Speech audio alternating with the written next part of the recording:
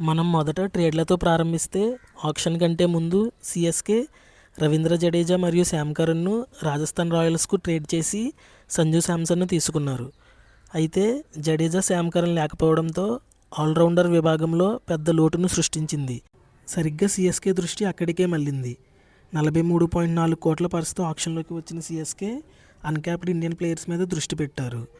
మొదటిగా ఉత్తరప్రదేశ్కు చెందిన 20 ఏళ్ల ప్రశాంత్ వీర్ను 14.2 కోట్లకు కొనుగోలు చేశారు.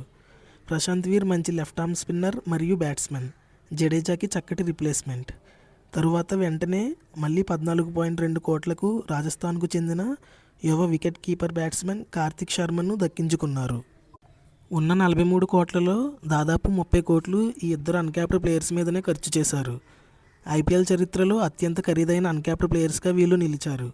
అయితే సిఎస్కే డబ్బును గుడ్డిగా ఖర్చు చేయలేదు.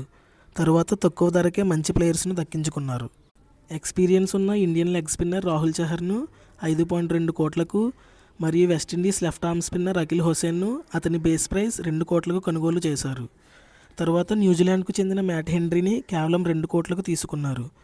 తర్వాత మిడిల్ ఆర్డర్ డెప్త్ను పెంచడానికి సర్ఫరాజ్ ఖాన్ను కేవలం 75 లక్షలకు దక్కించుకున్నారు. చివరికి ఈ సీజన్లో సిఎస్కే మంచి యంగ్ అండ్ డైనమిక్ టీంలా కనిపిస్తుంది.